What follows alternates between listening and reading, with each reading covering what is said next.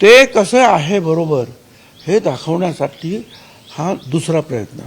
म्हणजे एकीकडून सगळे मराठा समाज ओबीसीमध्ये टाकायचे कोणते म्हणून, दुसरीकडून 3 न्यायमूर्ती आहेत ते क्युरेटिव्ह पिटिशन वगैरे जे आहेत त्याचा अभ्यास करणार, तिसरीकडून हे जे सर्वेक्षण जे आहेत ते करून वेगळं परत मराठा समाजाला आरक्षण जे की 12-15% द्यायचं आहे त्याची तयारी करणार.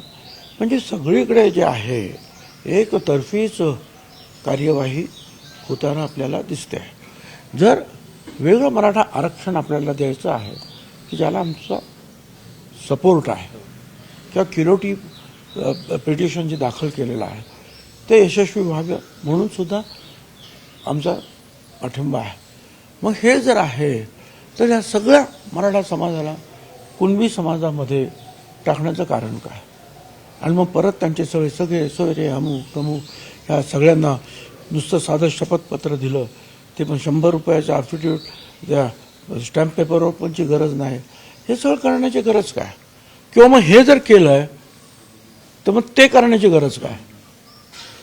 तसं सगळ्याच बाजूने जे आहे हा संभ्रम आहे. म्हणजे मुख्यमंत्री बोलतात आम्ही ऐकतो परंतु मनाचं समाधान होत नाही आहे. तुम्ही असं केलं असतं की ठीक आहे आपल्याला वेगळंच आरक्षण द्यायचंच आहे, काम सुरू केलं, आम्ही काही म्हणत नाही तिथे, किंवा क्युरेटिव्ह पिटिशन आम्ही काही म्हणत नाही. सगळ्याचे सगळे जे कुणबी तुम्ही 54 लाख नोंदी सापडल्या आणि त्याचे सगळे आता जे सगळे सोयरे मग बाकीचं हा उपद्रव करता कशाला. परत शिंदे कमिटी जे आहे हे त्यांचा मुदत संपली, काम संपलं त्यांचं, चालू ठेवा कशाला.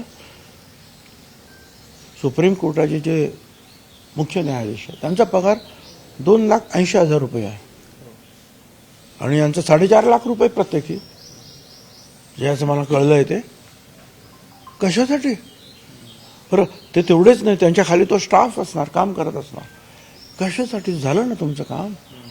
तुम्ही अगोदर सांगितलं की त्या निजामशाहीमध्ये आमच्या ज्या नोंदी अडकलेल्या ते शोधा, ते शोधले. मग म्हणाल मराठवाड्यामध्ये सगळ्यांना ते का, मग सगळ्या महाराष्ट्रामध्ये, मग सगळ्यांना ओबीसीमध्येच घ्या. हे सगळे जे हट्ट जे आहेत पुरवण्याचं काम सरकार करत आहे. देश विदेशातील प्रत्येक घडामोडींचे लाईव्ह अपडेट मिळवण्यासाठी आता साम टीव्हीच्या सर्व सोशल मीडिया प्लॅटफॉर्मला लाईक, फॉलो आणि सबस्क्राईब करा. तसंच सर्व नोटिफिकेशनसाठी बेल आयकॉन प्रेस करायला विसरू नका.